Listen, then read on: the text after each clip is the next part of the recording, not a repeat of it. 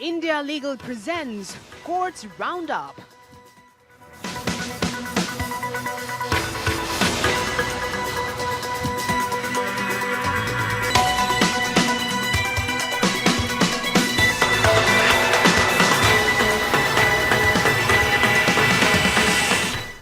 नमस्कार, courts roundup में आप सभी का स्वागत है। मैं हूं आपके साथ सपना। इस बुलेटिन में हम आपको सुप्रीम कोर्ट और हाई कोर्ट के तमाम बड़े मामलों से रूबरू कराएंगे। तो चलिए शुरू करते हैं courts roundup. India Legal presents Courts Roundup.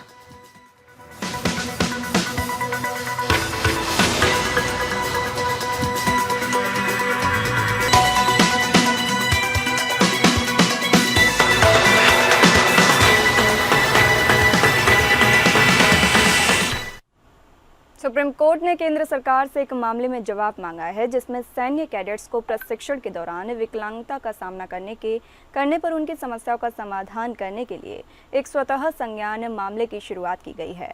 यह मामला एक अखबार की रिपोर्ट के आधार पर शुरू किया गया है। जस्टिस बीवी नागरत्ना और जस्टिस आर महादेवन की पीठ ने कहा कि वह विभिन्न पहलुओं की जांच करेगी, जिसमें विकलांग कैडेट्स को मासिक मुआवजे में वृद्धि की संभावना, बीमा कवरेज का आवेदन और अधिकारों के व्यक्ति विकलांगता अधिनियम 2016 के तहत उनके अधिकारों की जांच शामिल है। न्यायालय ने कहा कि न्यायालय ने विचार किया कि क्या मासिक मुआवजे में वृद्धि की जा सकती है, क्या बीमा कवरेज हो सकता है, क्या घायल कैडेट्स का उपचार के एक विशेष चरण के बाद पुनः मूल्यांकन किया जा सकता है और उसके बाद उन्हें पुनर्वास के लिए उपयुक्त प्रशिक्षण दिया जा सकता है।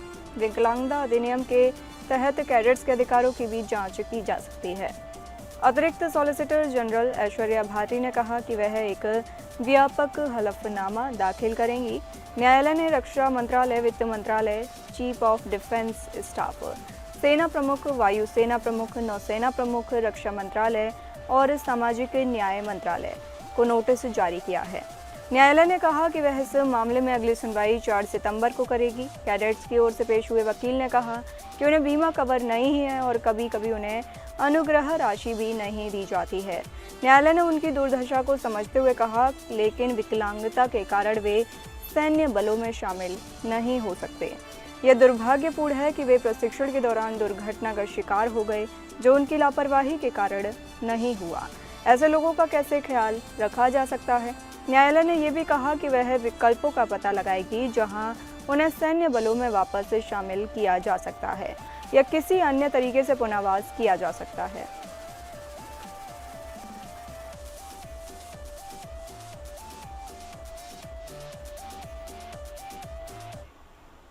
झारखंड में डीजीपी की नियुक्ति को लेकर झारखंड सरकार के खिलाफ दाखिल अवमानना याचिका पर सुप्रीम कोर्ट ने सुनवाई से इनकार किया है।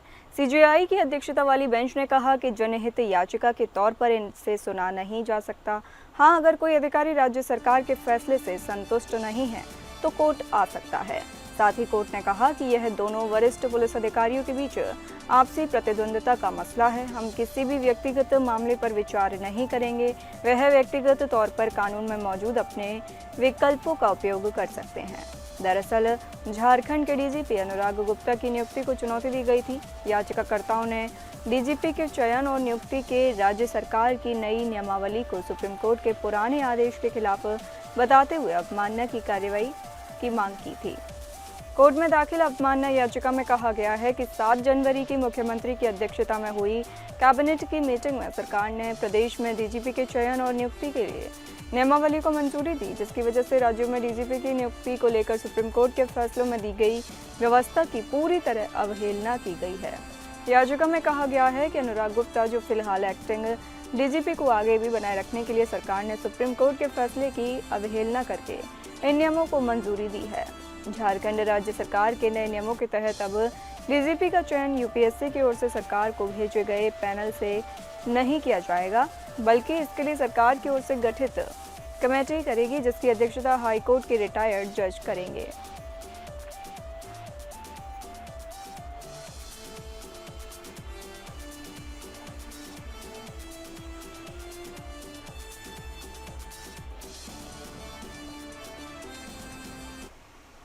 सुप्रीम कोर्ट ने आम आदमी पार्टी के राज्यसभा सांसद संजय सिंह द्वारा उत्तर प्रदेश सरकार द्वारा 105 सरकारी प्राथमिक विद्यालयों को बंद करने के फैसले के खिलाफ दायर याचिका को वापस लिया है। जस्टिस दीपांकर दत्ता और जस्टिस एजी मसीह की खंडपीठ ने रिट याचिका पर विचार करने से इनकार कर दिया, क्योंकि मामला पहले से ही इलाहाबाद हाई कोर्ट में लंबित है। 16 जून के एक फैसले और उसके बाद 24 जून के आदेश के तहत उत्तर प्रदेश सरकार ने ऐसे 105 विद्यालयों को बंद करने की घोषणा की।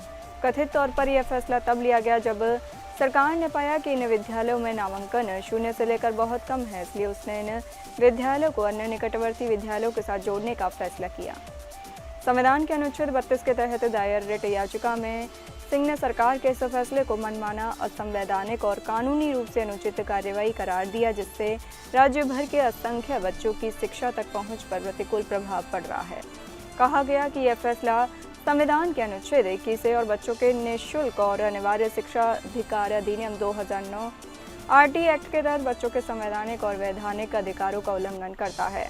आरटी ही नियमों के नियम 4(1)(a) के अनुसार कम से कम 300 की आबादी वाली प्रत्येक बस्ती के 1 किलोमीटर के दायरे में कक्षा 1 से 5 तक के लिए प्राथमिक विद्यालय स्थापित करना आवश्यक है। याचिका में कहा गया, प्रतिवादियों ने नीतिगत पुनर्गठन और राष्ट्रीय शिक्षा नीति (NEP) 2020 के साथ संरेखण के आधार पर युग्मन निर्णय को उचित ठहराने का प्रयास किया, जिसमें नगण्य छात्र संख्या वाले स्कूलों का उल्लेख किया गया। हालांकि इस विवादित कार्यवाही का प्रभाव बच्चों को वैधानिक पड़ोस की सीमाओं के भीतर शिक्षा तक पहुंच से वंचित करना है। यह भी दावा किया गया कि कार्यकारी निर्णय बिना सार्वजनिक परामर्श के और आरटी एक्ट के तहत स्कूल प्रबंधन समितियों की वैधानिक भूमिका का पालन किए बिना लिया गया।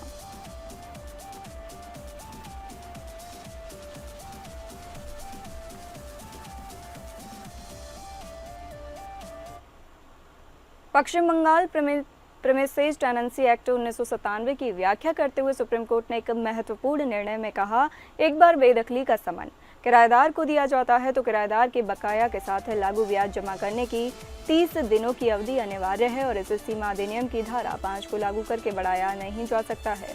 जस्टिस JK माहेश्वरी और अरविंद कुमार की पीठ ने एक मामले की सुनवाई की, जहां अपीलकर्ता किराएदार ने निर्धारित 30 दिनों की अवधि के भीतर किराए का भुगतान नहीं किया और बाद में किराए के निर्धारण के लिए एक आवेदन दायर किया, जिसमें सीमा अधिनियम की धारा 5 के तहत एक आवेदन भी शामिल था। क्योंकि बेदखली से बचने के लिए आवश्यक 2 शर्तें, समय पर किराए का भुगतान और किराए के निर्धारण के लिए आवेदन दायर करना पूरी नहीं हुई, उच्च न्यायालय ने उन्हें राहत देने से इनकार कर दिया, जिसके बाद उन्होंने सुप्रीम कोर्ट में अपील की। अदालत ने कहा कि चूंकि किराए के निर्धारण के लिए आवेदन 17 दिनों की देरी से दायर किया गया था, इसलिए अपीलकर्ता को इसका लाभ नहीं मिलेगा और धारा 7(3) के अनुसार बेदखली के खिलाफ उनकी रक्षा हटा दी जाएगी, अदालत ने कहा और अपील को खारिज कर दिया।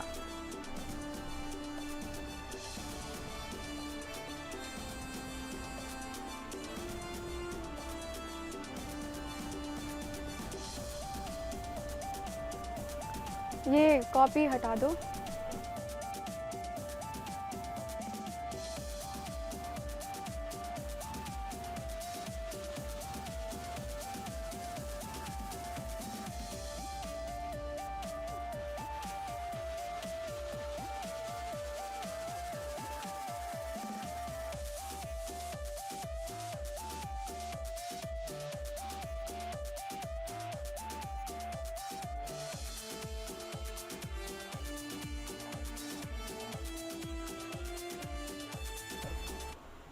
सुप्रीम कोर्ट ने अलीगढ़ मुस्लिम यूनिवर्सिटी की पहली महिला कुलपति के रूप में प्रोफेसर नईमा खातून की नियुक्ति पर मौखिक रूप से सवाल उठाया। कोर्ट ने कहा कि उनके प्रति प्रोफेसर मोहम्मद गुलरेज उस कार्यकारी परिषद की बैठक में शामिल थे जिसने पैनल के लिए उनका नाम चुना था। प्रोफेसर मोहम्मद गुलरेज का उस समय यूनिवर्सिटी के कार्यवाहक कुलपति थे।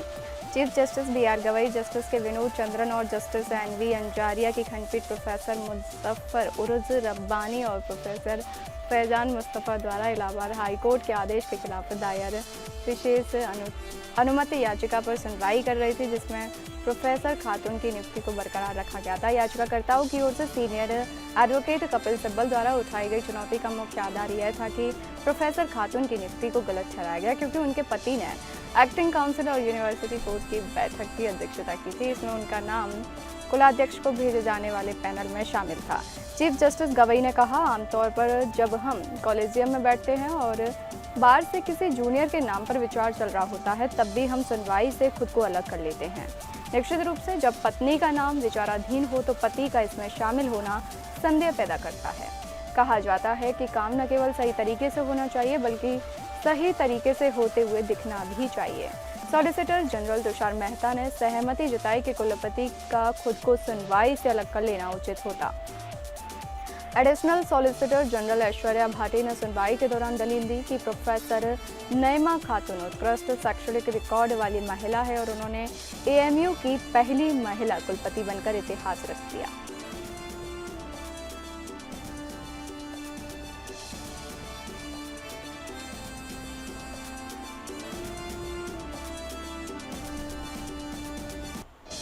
चलिए बढ़ते हैं अगली खबरों पर। बॉम्बे उच्च न्यायालय के न्यायाधीश जस्टिस मिलिंद जाधव ने एक मामले में खुद को अलग करने से इनकार कर दिया, जिसमें उन पर रिश्वत लेने के आरोप लगाए गए थे। न्यायाधीश ने कहा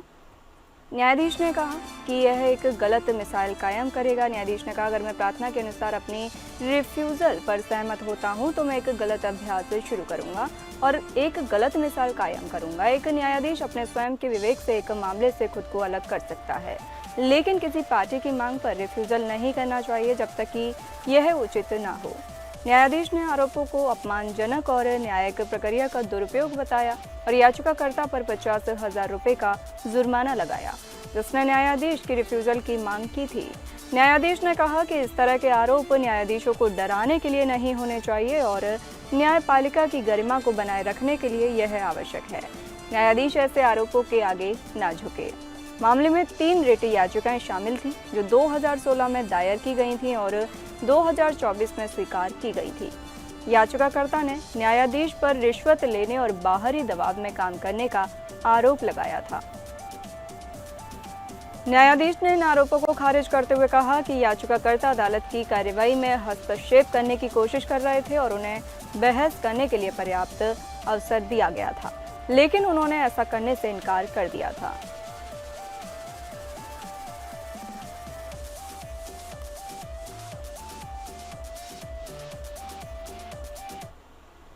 सुप्रीम कोर्ट में मधु कोड़ा बनाम ईडी मामले की सुनवाई हुई। मधु कोड़ा पूर्व मुख्यमंत्री झारखंड पर आरोप है कि उन्होंने अपने कार्यकाल के दौरान अवैध खनन सौदों, हवाला लेन देन और शेल कंपनियों के माध्यम से आय के ज्ञात स्रोतों से अधिक संपत्ति अर्जित की।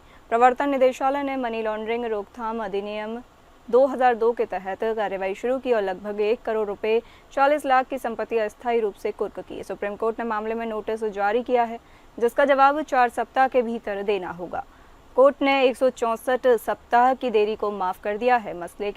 मामले के तथ्य हैं, मधु कोड़ा पर भ्रष्ट प्रथाओं के माध्यम से अनुपातहीन संपत्ति जमा करने का आरोप है। कोड़ा ने कथित तौर पर अपने सहयोगियों के साथ मिलकर अवैध संपत्ति का लेन देन किया।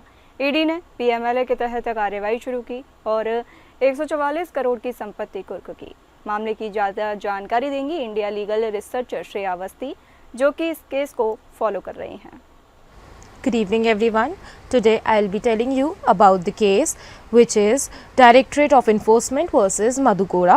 This case is about money laundering wherein Madhu Koda, while serving as the CM of Jharkhand, was alleged to have been involved in a multi-core scam, allocation of mining contracts, a laundering proceed of crime. The ED initiated action under the PMLA 2002 where the ED attached properties worth approx rupees 1.40 crore. Investigation included both CBI and ED with the international money trials and explode. The case facts are PIL was filed by Sri Durga Oran Koda, allegedly laundered illicit wealth with the help of associates including Binod Sinha, Sunil Kumar Sinha and others.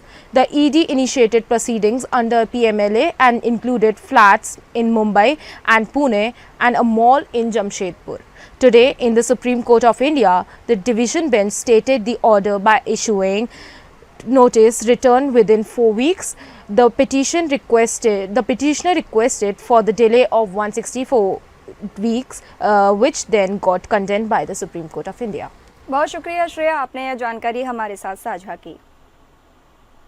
Supreme court ने कहा है कि trust से संबंधित विवादों में एक बार जब कोई पक्ष स्वेच्छा से मध्यस्थता के लिए सहमत हो जाता है और सहमति डिक्री स्वीकार कर लेता है तो उसे बाद में यह कहकर डिक्री को चुनौती देने की अनुमति नहीं दी जा सकती कि ऐसे विवाद मध्यस्थता योग्य नहीं है। न्यायालय ने प्रतिरोध के सिद्धांत या डॉक्ट्रिन ऑफ एस्टॉपल को लागू करते हुए यह निर्णय दिया कि जो पक्ष स्वेच्छा से मध्यस्थता के लिए सहमत हो जाता है और वह सहमत डिग्री स्वीकार कर लेता है तो वह बाद में उसकी वैधता पर सवाल नहीं उठा सकता है। आइए इंडिया लीगल वेब रिपोर्टर से समझते हैं कि एस्टॉपल क्या होता है।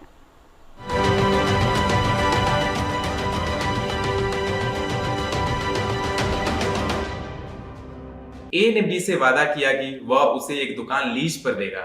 बी ने इस वादे पर भरोसा करके उस दुकान की मरम्मत में पैसा खर्च कर दिया। बाद में ए यह कहकर अपना वादा नहीं तोड़ सकता कि कोई औपचारिक यानी कि फॉर्मल एग्रीमेंट साइन नहीं हुआ था। इसे कहते हैं प्रिंसिपल ऑफ एस्टॉपल।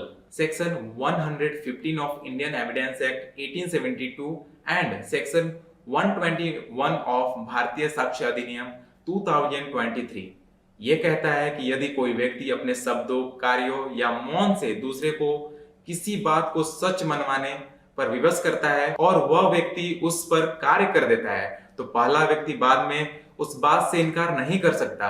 यह जस्टिस और फेयरनेस सुनिश्चित करता है और किसी पक्ष को स्थिति के अनुसार अपने सुविधा से कभी स्वीकार और कभी अस्वीकार करने से रोकता है।